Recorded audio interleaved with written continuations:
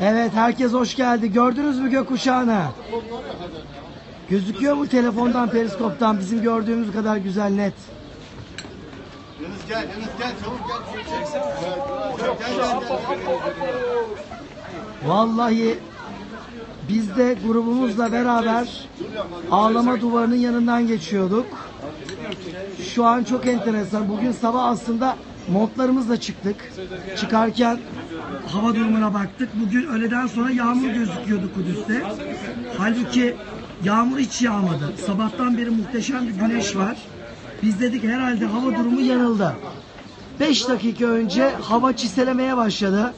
Hem güneş var hem de yağmur çiselemesi olunca Allah'ın lütfu, işte böyle bir manzara ortaya çıktı.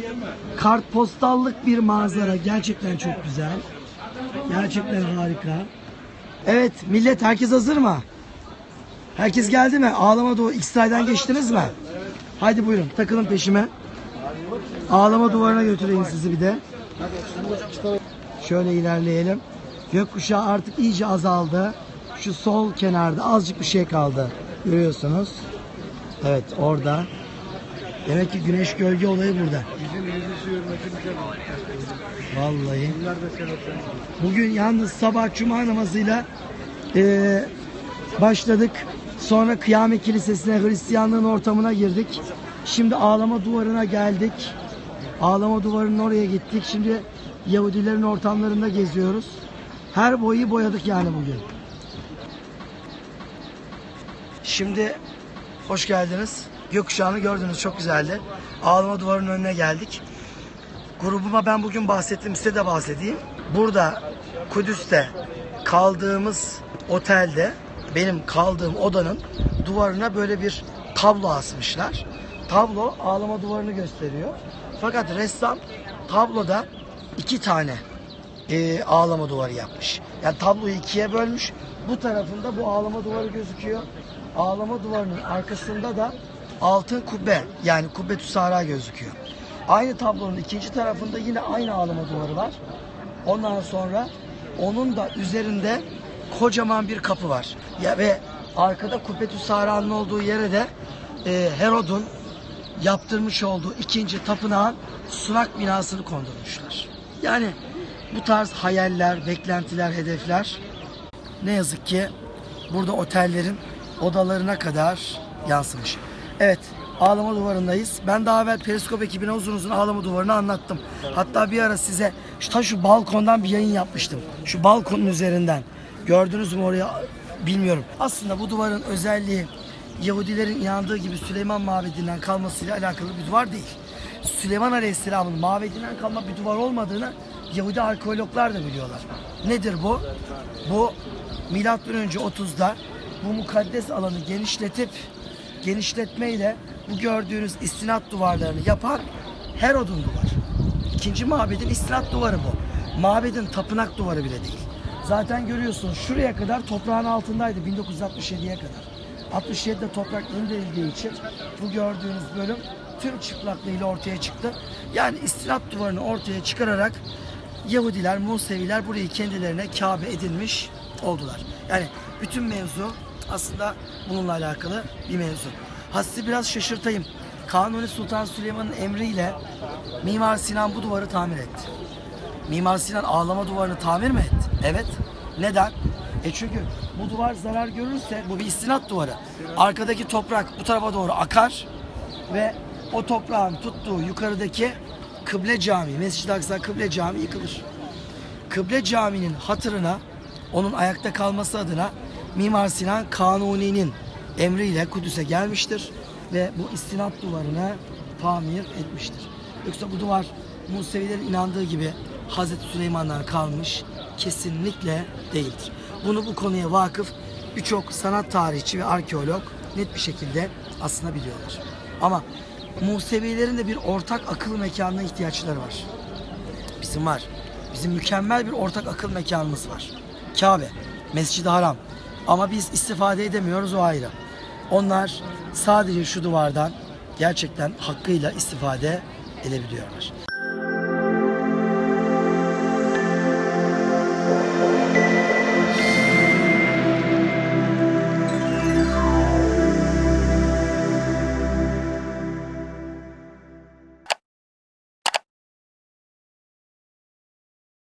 Efendim hoş geldiniz. Ağlama duvarını çok net gören yüksek bir balkonun üzerindeyiz şu an biz grubumuzla beraber. İstedik ki bu manzarayı siz de görün. Ağlama duvarı neresi? Mescid-i Aksa, Kubbetü's Sahra'nın neresine düşüyor? Bunları bir görün arzu ettik. Bir de şu an özel bir gün. Neden? Çünkü şu an Cuma akşam ezanıyla Cumartesi akşam ezanı arası Yahudilerde Şabat'tır. Onun için bugün Kudüs'teki Yahudilerin hepsi burada toplanıyor. Askeri, esnafı, kadını, çocuğu hepsi burada. Kendi dinlerine, inançlarına göre. Bakın erkek askerler ayrı dans ediyor. Kadın askerler aynı dans ediyor. Bu onların ibadeti. Bizim halaya benziyor. Bir mendil eksik. Ondan sonra ama bellerinde silahları da var gördüğünüz gibi yani. Herkes burada. Aşkenazı burada. Seferatı burada. Romanatı burada. Karayı burada. Yani gelen geldi. Görüyor musunuz uzakta ağlama duvarı önünde bakın çember oluşturmuşlar. Bunlar onlara ait özel bir dans. Yahudilerin. Evet onlar askerler, Yahudi askerleri. Dans ediyorlar kendileri aralarında. Bir de harem selamlık Yahudilerde de var. Şimdi kadınlar tarafına bakalım. Hanımlar tarafında da bakın aynı danslar devam ediyor gördüğünüz gibi. Burası hanımlar tarafı. Görüyorsunuz çok enteresan. Yani beylerle hanımların arasında bir duvar söz konusu. O duvarı seçiyorsunuz değil mi? Bakın şu an benim ekranım tam kadın ve erkeklerin ayrıldığı yerin ortasında duruyor. Sağ taraftaki bayanlar, solda erkekler. Onlar için Şabat bu. Ağlamıyorlar tabii şu an. Normalde o duvara doğru dönük olanlar ağlıyor ya da ağlıyormuş gibi yapıyorlar. Dinlerinde bu var. İki şeye ağlıyorlar. Niye ağlıyorlardı? Grup siz söyleyin, benim grubum. Şöyle döneyim. Hadi. Niye ağlıyorlar benim grup? He? Mabedin yıkılışını ağlıyorlar. Harika. Peki hangi mabet bu yıkılan mabet? He? Süleyman Mabedi. Evet, Süleyman Mabedi'nin yıkılışını ağlıyorlar. Süleyman Aleyhisselam yaptığı mabet kaç yılında yıkıldı? Kim yıktı? 586. Çok güzel. Milattan önce 586'da yıkıldı. Kim yıktı? Babil kralı. Kim bu kral? Nabukadnezar. Süpersiniz ya. 2 gündür var ya milletin başının etini yiyorum bunları öğretene kadar. Üniversite sınavına gireceklermiş gibi deli gibi çalıştırıyorum hepsini. Peki birincisi birinci mabedin yıkılışını ağlıyorlar. Başka neye ağlıyorlar? İkinci mabedin yıkılışına. İkinci mabedin yıkılışını. İkinci mabedi kim yıktı? Titus, Roma. Titus yıktı. Roma İmparatoru kaç yılında yıktı? Milattan sonra 70. Harika. Gördüğünüz gibi benle gezi yapanlar böyle oluyor işin sonunda. Evet Titus harika, bak buradan da yazanlar var. Milattan sonra 70 Titus yıktı. Biz şu an bir balkondayız. Bakın bulunduğumuz yeri şöyle göstereyim size. Burada şu şekilde bulunuyoruz. Ondan sonra aslında bir 15-20 dakika sonra ben bu çekimi burada yapamayacağım. Çünkü bir 10-15 dakika sonra akşam ezanının vaktinin girmesiyle beraber otomatikman bunların yasakları başlıyor. Biz Yahudi değiliz. Olsun. Yahudi olmasak da bize de fotoğraf çektirmiyorlar. Çekim yasağı getiriyorlar. Yarın akşam bu vakitlere kadar çekim yasağı var. Bakın şu an biz bir balkondayız. Bu balkondan şimdi aşağı doğru hani hep soruluyor ya bunlar bir yerleri kazıyorlarmış diye. Kazı yapılan yerler. Bakın şu gördüğünüz alt kısım. Buraları kazdılar. Yıllar önce kazdılar. Ve bu kazılan yerlerde Romalılara ait zemin çıktı. Sütunlar çıktı. Tabii çok üzüldüler. Neden? Çünkü istiyorlar ki Yahudiliğe ait bir şeyler bulunsun. Ortaya çıksın. Kendi geçmişlerine ait bir şey ama bulunmadı. Bir de tabii aslında onların en büyük arzusu şu duvarın arkasını görmek.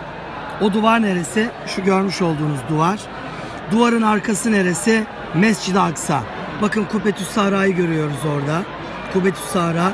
Mescid-i Aksa Kıble Camii'ni görüyoruz. Ve aslında en büyük arzuları şu gördüğünüz duvarın arkasına geçebilmek. Tabii ki şu anki dünyanın konjonktüründen dolayı İslam devletlerinin ve Müslümanların da tepkisini almamak için normalde bu duvarın arkasına geçerler. Görüyorsunuz. Silah onların elinde. Müslümanların da Kudüs umurunda değil zaten. Ama geçtikten sonra meydana gelecek tepkiden çok çekindikleri için bunu yapmıyorlar, bunu yapamıyorlar. Ama size bir şey söyleyeyim. Herkes sağa baksın. Sağdaki manzarayı görüyor musunuz çocukları? Ha. Evet bakın bunlar Musevi çocuklar. Dünyanın dört bir yanında. Eğer yaşınız 25'ten küçükse İsrail devleti bütün masrafınızı karşılayarak sizi Kudüs'e getiriyor. Bütün bir yaz sizi burada kampa dabi tutuyor. Yani kamp veriyor. Başınızda böyle zülüfleri olan Yahudi abileriniz, ablalarınız oluyor. Ve onlar size burada eğitim veriyorlar. 3 ay boyunca. İster Amerika'da olun, ister Arjantin'de olun, nerede olursanız olun, Çin'de olun. Yani amaç kendi nesillerine, kendi dinlerini, kendi kutsallarını öğretmek. Biz bunu yapıyor muyuz kendi gençlerimize? Yapmıyoruz. Umrumuzda bile olmuyor. İşte açık konuşayım, üzülüyorum ama ders çıkartmak gerekiyor. Adam kendi dinini, kendi öğrencisine, gencine, çocuğuna anlattığının onda biri biz kendi gençlerimize sahip çıkmıyorsak, yani Kabe'nin avlusunda var mı böyle bir manzara? Üzülüyorum yani, üzülüyorum. Yani Kabe'nin avlusunda ben bu gençlerin toplu halde getirildiğini, eğitildiğini, Mescid-i Aksa'nın avlusunda Medine'de bunları görmek isterdim. Yani parası olan umre yapıyor, hacca gidiyor. Parası olmayan gariban gençlere nasıl öğreteceğiz bunları? Nerede öğreteceğiz? Bunlar önemli. Yani ben bu ağlama duvarına baktığım zaman bunları görüyorum. Bunları görüyorum kesinlikle.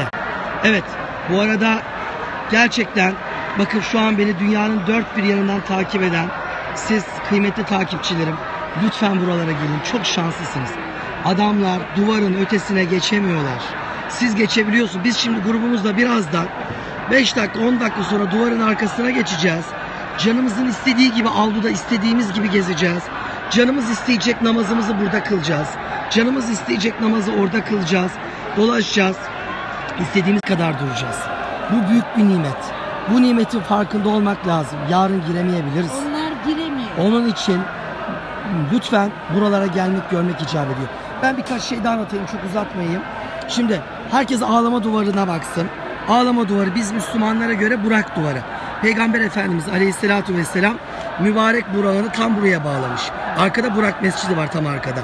Sonra bağladıktan sonra buradan yürümüş ve buradan Mescid-i Aksa Kıble Camii tarafına gelmiş. Bu kurşun kubbeli gördüğümüz yapı o günlerde yok tabi Emevilerin. Oradaki bir rampadan avluya girmiş. Sonra orada Kubbetü's Sahra mukaddes alanına çıkmış. Oradan göklere vuruc etmiş, yükselmiş. Ve bu gördüğümüz duvar, dikkatli herkes ağlama duvarına, batı duvarına, West Wall'a, Burak duvarına baksın. Duvarın şu üst kısmında taşlar küçük küçük. Alt tarafındaki taşlar gayet iri. Bu gördüğümüz duvar, bu arada ezanlar okunmaya başladı galiba. Evet, Kudüs'te akşam ezanları okunuyor ve bu akşam dolunay. Ayı görüyor musunuz? Çok güzel bir dolunay var. Çok güzel bir dolunay var. Görüyorsunuz. Akşam ezanları da okunmaya başlandı.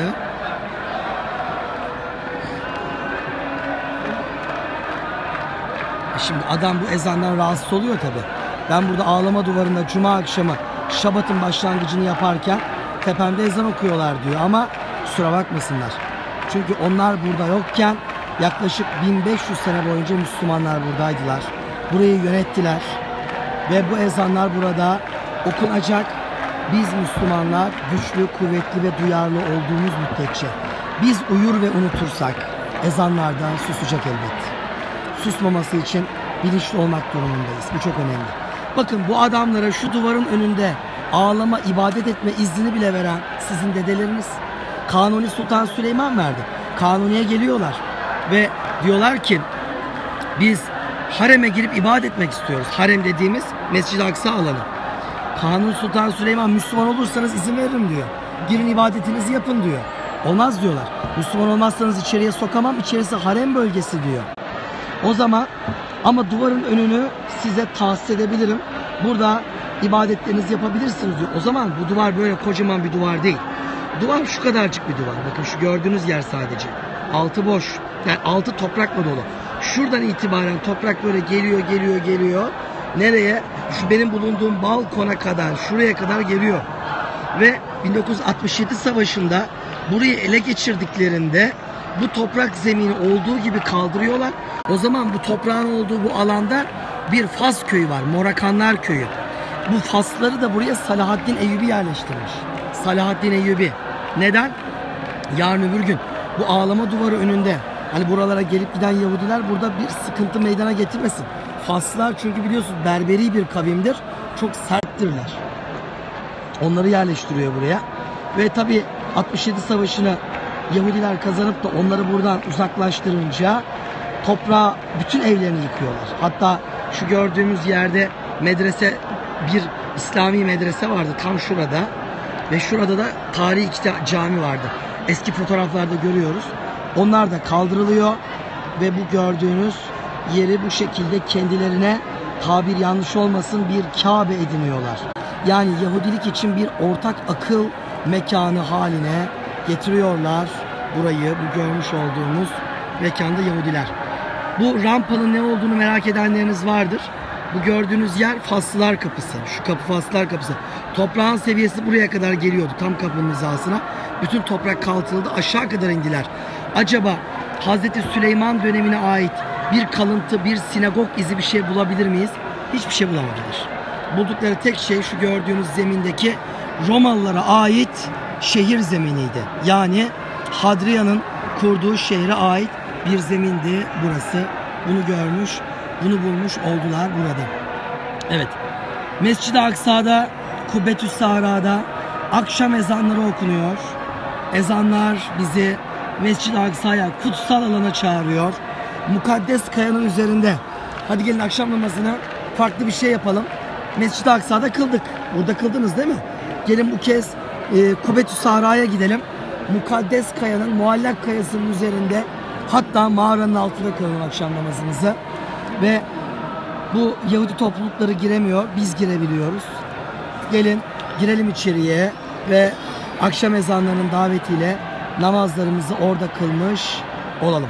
Evet efendim, yayınımız artık yavaş yavaş sona eriyor. Burada konuşulacak belki daha çok da fazla şey var. Ama dediğim gibi buralara gelmeli, buraları görmeliyiz. Normalde harem sınırları içerisinde hiçbir gayrimüslim giremez, yasaktı.